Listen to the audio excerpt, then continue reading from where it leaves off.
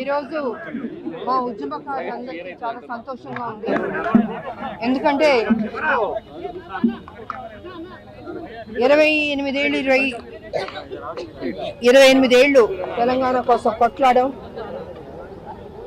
ఇన్ని సంవత్సరాల తర్వాత మా తెలంగాణలో మా కాంగ్రెస్ ప్రభుత్వం వచ్చింది.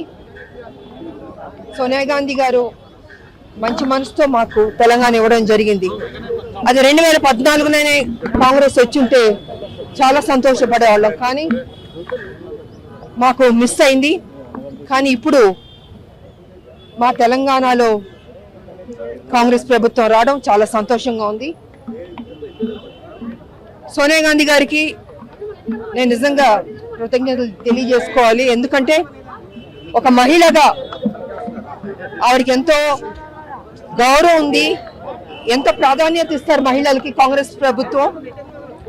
హైకమాండ్ సోనియా గాంధీ గారు కావచ్చు, రాహుల్ గాంధీ గారు కావచ్చు, ప్రియాంక గారు కావచ్చు, అదేవిధంగా మల్లికార్జున్ గారు ఖర్గే గారు కావచ్చు, కేసీ వేణుగోపాల్ గారు కావచ్చు, మా ఇన్ఛార్జ్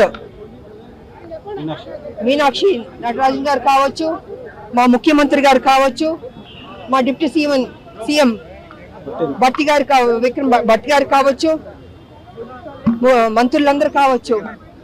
సో చాలా సంతోషంగా ఉంది.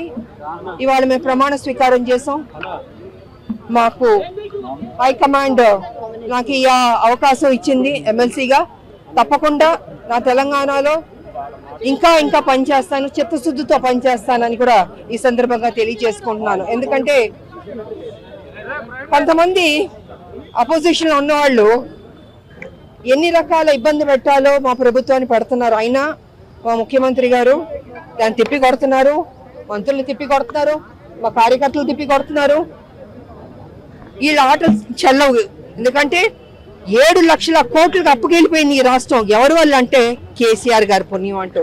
మరి ఇంత 7 లక్షల కోట్లకు అప్పుకెళ్ళిన రాష్ట్రాన్ని సెటిల్ చేయాలంటే డెఫినెట్ గా టైం పడుతుంది. ఓవర్ నైట్ లో అది అద్భుతాలు జరగాలంటే కుదరదు. ఖజానా మొత్తం ఖాళీ చేశాడు. మేము మా ప్రభుత్వం తప్పకుండా మొత్తం తెలంగాణ ప్రజలకి వాగ్దానం చేసాం, మంచి స్కీమ్స్ తీసుకొచ్చాం, చేద్దాం అనుకుని. కానీ ఇక్కడ ఖజానా చూస్తే మొత్తం ఖాళీ చేసి పెట్టాడు. అయినా ముఖ్యమంత్రి గారు కింద మీద పడన్నా దానికి ఫుల్ఫిల్ చేయాలి. ఏ ప్రామిసెస్ చేసాం మనం తెలంగాణ ప్రజలకి అది ఫుల్ఫిల్ చేయాలన్న ఒక దృఢ సంకల్పంతో, మంచి మనసుతోటి ఆయన మ్యాక్సిమం ట్రై చేస్తున్నాడు.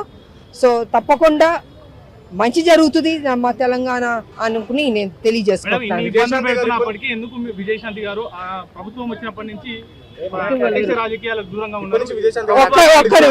ఒక్క నిమిషం. నేను 14లో పనిచేశాను, 18లో పనిచేశాను, కాంగ్రెస్ కి 19లో పనిచేశాను, 20 పనిచేశాను, 23 పనిచేశాను. ఎక్కువ పనిచేసింది నేనే. కానీ ఏనాడు నాకు ఇది కావాలని నేను ఏం అడగలేదు. హైకమాండ్ నాకు ఆఫర్ చేసినా నాకు వద్దు, నేను ముందు పనిచేస్తాను, నా పార్టీ కానీ పనిచేస్తాను.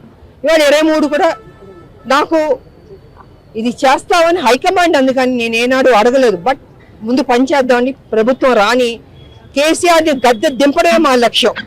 అందుకే ఇన్ని సంవత్సరాలు మేము ముందుకు వెళ్తూ ఉన్నాం, పోరాడుతున్నాం. అదేవిధంగా ముఖ్యమంత్రి గారు కూడా అమ్మ రావాలని ఆయన కూడా నన్ను ఆహ్వానించారు. సో ఆయన ఆహ్వానం మేరకు నేను కాంగ్రెస్ పార్టీలో మళ్ళీ తిరిగి రావడం జరిగింది. అండ్ 23 ఎన్నికల్లో నేను ప్రచారం చేశాను, పనిచేశాను.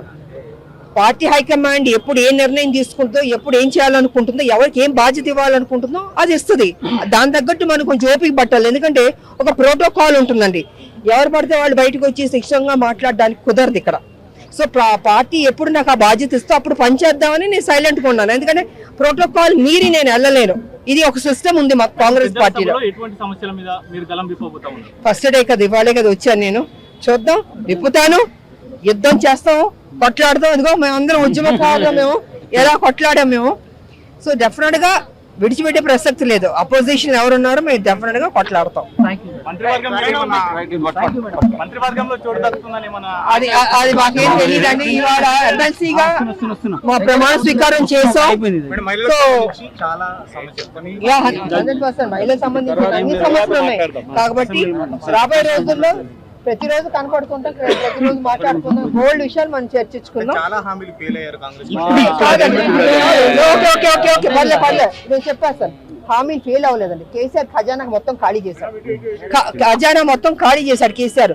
దాన్ని మొత్తం సెటరేట్ చేయడానికి చోట జోక్ అండి, అంత ఈజీ కాదు అది. 7 లక్షల కోట్లు. ఇది నేను గత 5-6 సంవత్సరాల నుంచి కేసీఆర్ అధికారులు ఉన్నప్పటి నుంచి చెప్తున్నాను. అయ్యా 5 లక్షల కోట్లు కాదు, 7 లక్షల కోట్లు తప్పెళ్ళింది. మేలుకోండి, ఈ కేసీఆర్ దింపాలి. విడిచిపెట్టి మొత్తం అడుపు తీరే రాష్ట్రంగా అయిపోతుంది.